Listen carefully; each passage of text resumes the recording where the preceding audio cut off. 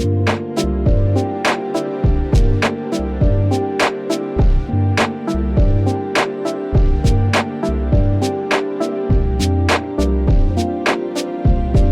2022 was completely cancelled, but apparently no one told Xbox. It's still planning to have its E3 press conference the same day and time as usual. Will other publishers follow suit? Good morning, good Friday morning to you. The weekend is here. I'm Shane Satterfield from Sifted, and this is Good Morning Gaming for April 29th, 2022. If you'd prefer to consume the show the way it's intended, in a podcast feed so you can listen on your phone as you get ready for work or head on your commute, go to patreon.com/sifted and drop us a pledge. It's free on our YouTube channel for everyone else, but you're gonna have to watch a couple ads. You can find our flagship show Game Face by searching your favorite podcast service. Please give the show a review if you can. So E3 2022 was canceled, but Xbox is like, whatever. Just like every other year, it's having a massive press conference on June 12th. The Xbox and Bethesda Game Showcase will be happening on a Sunday preceding what would have been E3 week.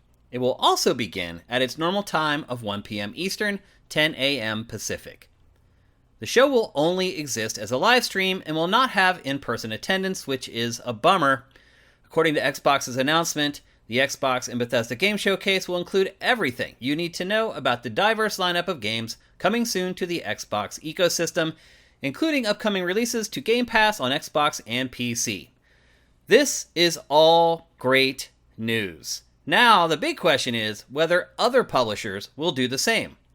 Now, a couple have already announced that they're doing their big mid-year presentations a little later than normal. THQ Nordic, which has turned into a big player, by the way, is having its big event August 12th. In the teaser for the event, at least 12 games were shown, so it looks like it's going to be a doozy. Then, in March, Electronic Arts announced that it canceled its annual EA Play event that would happen alongside E3 every year. Last year the event was delayed until July, but this year it's been canceled altogether.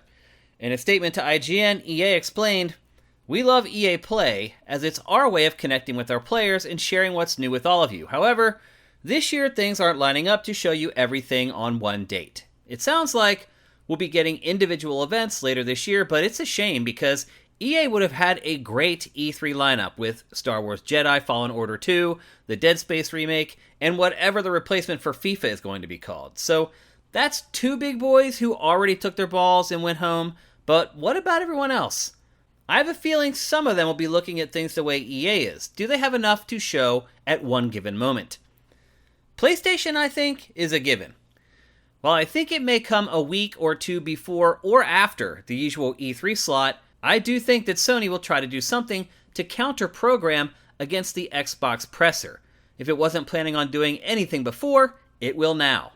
And then, of course, there's Nintendo. There's basically a 100% chance that it will produce and publish an E3-sized Nintendo Direct in June. It has so much to show.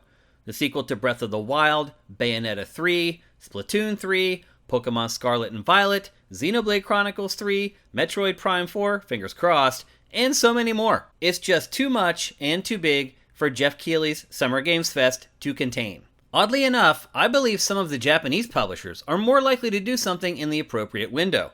Japanese companies are very regimented and are honed to produce assets and builds like clockwork each year. Just look at last year's E3. I wasn't surprised that Square Enix and Capcom were two of the major publishers to participate when many others didn't. I would expect something from both of them around the same time. Devolver is another publisher I'm almost 100% sure will have some type of digital event in June. It's kind of built its brand on those wacky shows at this point. One publisher I do not see having an event is Ubisoft. It's in the midst of receiving offers from potential buyers, and it doesn't appear to have much to show anyway.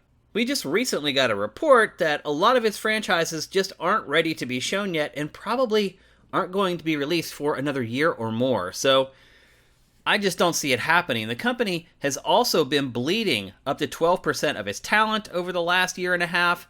A bad E3 time press conference could really only do harm for its potential sale at this point. So while E3 is technically canceled, I do believe that we will have somewhat of a normal game preview season that we've become accustomed to in June.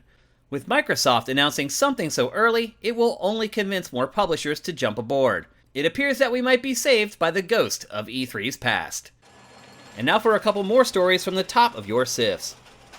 Overwatch has been struggling of late as players leave in a mass exodus and sordid stories emerge from working at Blizzard. But the franchise just had its biggest day ever on Twitch thanks to what essentially amounts to a bribe. Overwatch 2 reached over 1.5 million, that's a lot, concurrent views on the streaming service today, and it only took a little manipulation from Blizzard. You see, you have to watch 4 hours of someone streaming Overwatch 2 to get a beta key of your own and play the game for yourself. Some will call it genius marketing, some will call it manipulation, but no one can complain with the results. More sessions are coming if you feel like burning 4 hours to play the Overwatch 2 beta, or you could just turn it on and let it sit. We won't judge. VentureBeat's Jeff Grubb is a busy dude, and today he shared some of the first details on Respawn's Star Wars Jedi Fallen Order 2. Well, according to him, it's actually not called that anymore. He claims the Fallen Order part is being removed, so Star Wars Jedi 2 it is.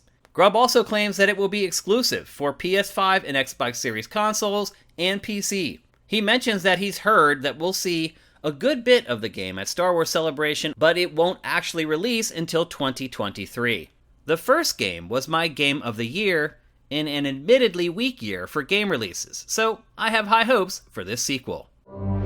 Blizzard has announced that next Tuesday, May 3rd, it will be unveiling a brand new mobile game set in the Warcraft universe. Michael Pachter has been hinting at such a game for a couple years now, and it appears that the publisher is finally ready to show it. To this point, the only Warcraft game on mobile has been the card battler called Hearthstone. If you're unhappy that it's a mobile game, Sifter Raphael Michael has your solution when he commented, "Couple of death threats and they'll make it available for PC. No worries." A live stream will kick off at 10 a.m. Pacific, 1 p.m. Eastern, and it will be curated to your sifts, so don't fear that you'll miss it. Provided you're using Sifted anyway. And why the hell aren't you? Seriously! Sony recently hired a games preservation engineer named Garrett Fredley, and he says his new job is more about making code assets and tools available for future generations than emulation like people assumed. Fredley explains that game preservation is a process where games can still be brought back and played after 100 years of storage. He says it's about storing the tools, data, documentation, servers, clients, and compilers necessary to recreate a game from scratch, not just putting raw code in an archive. He's only been on the job for 2 days, and even he admits he's not 100% sure what it will ultimately entail. But with more expensive tiers of PlayStation Plus offering Sony's back catalog, there's a big financial incentive as well. On yesterday's GMG, I mentioned that both Sega and Konami had basically removed their entire catalogs from PlayStation Plus, and I wondered if Sony already had a plan in place to replace them. Well, the news today is a start, as Bandai Namco appears to have pledged allegiance. Eagle-eyed fans have spotted Tekken 2, Ridge Racers 2, and Mr. Driller in the PlayStation Network backend. A couple Worms games have also been uncovered.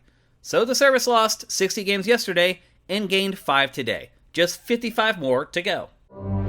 In a surprise to no one, today Activision officially announced that this year's Call of Duty is a rework of Modern Warfare 2. The publisher already did this with the first Modern Warfare back in 2019, and it ended up being the best-selling Call of Duty of all time. And that's saying something. Activision has been showing the new Modern Warfare 2 privately this week to NFL draft prospects in Las Vegas. We usually get the first look at each new Call of Duty sometime in May, and it looks like that pattern is about to repeat. Activision is using Roman numerals for the 2 in this rework to differentiate it from the 2009 original.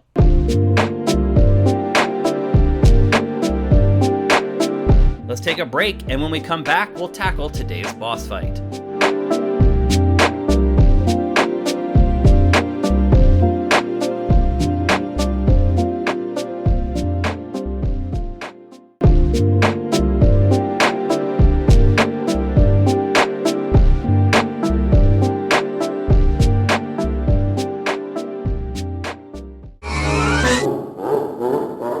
Welcome to today's boss fight, where I discuss topics that may, or may not be, related to video games.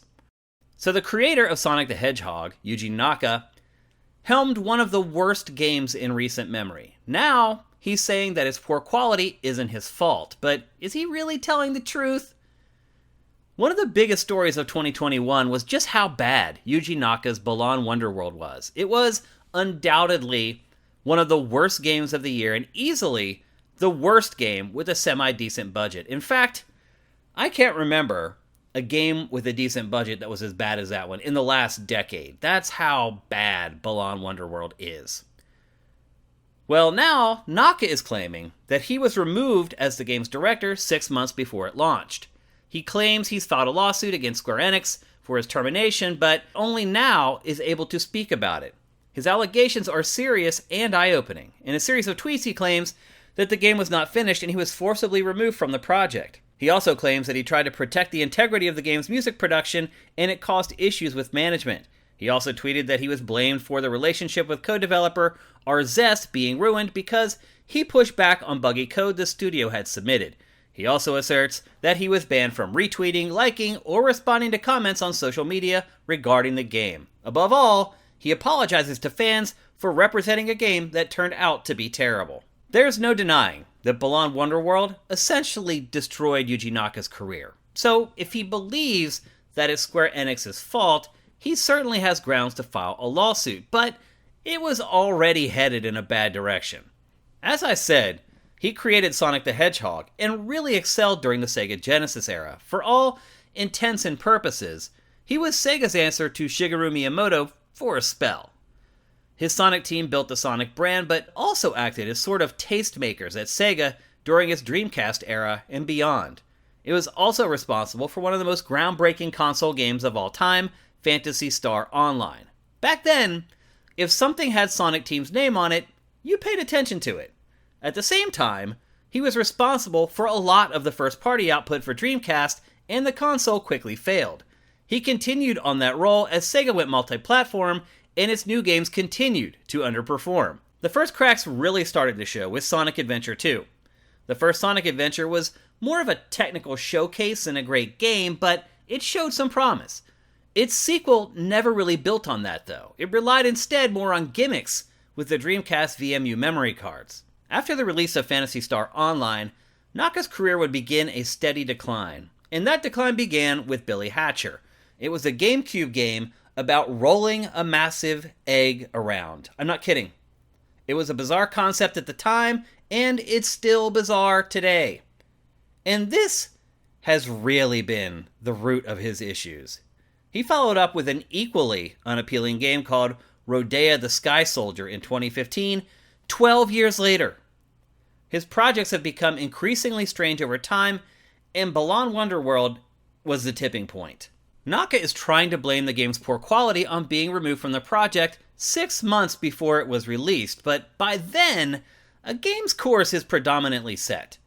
It should be feature complete and have a build that can be finished. All that's left at that point are final tweaks and plenty of polish and bug smashing.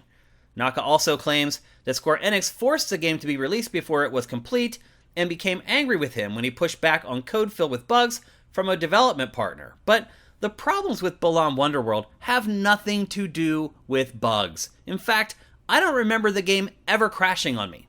The problem with the game is that it's just bad. A bad concept, bad art, bad gameplay, bad level design, bad music, just bad, bad, bad. In fact, it's hard for me to come up with just about any redeeming value the game has. All of this is Naka's doing. It has nothing to do with anything he's alleging Square Enix did. It's much more likely that the publisher saw that the game was terrible in every respect, had already spent far too much money on it, and just wanted it finished so it could move on, essentially just cutting bait.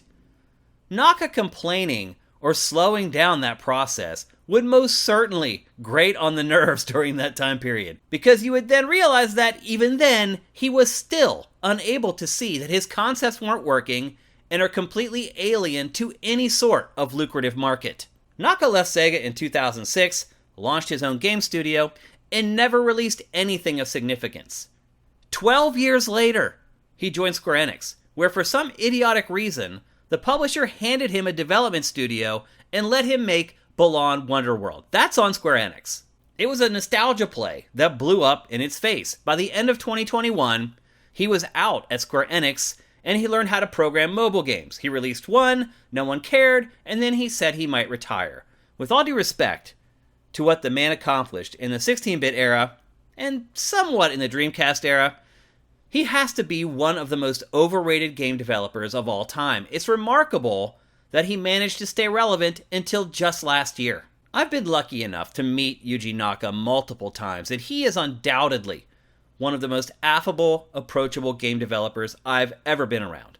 He has always treated me or my teams with respect, and based on my limited interactions, he seems like a good dude. He certainly has an air of positivity about him, which I really like, and some charisma.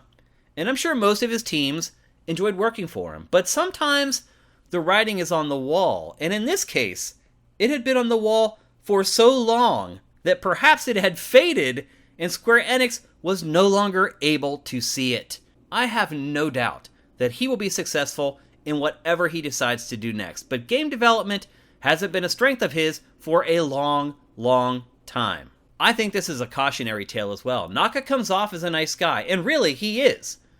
But sometimes people like that can cloud our judgment and cause us to give them the benefit of the doubt when we really shouldn't. Was Naka done wrong by Square Enix? Probably. Was the poor state of Balan Wonderworld Square Enix's fault? Absolutely not. Sometimes we romanticize these old school developers and side with them when they complain that they've been treated poorly. But anyone looking at the actual evidence in this situation can see what the real story is. We often lionize people we shouldn't. In fact, I saw a couple other gaming podcasts today where they just basically took what Naka said for face value and blamed Square Enix instead. Don't be fooled.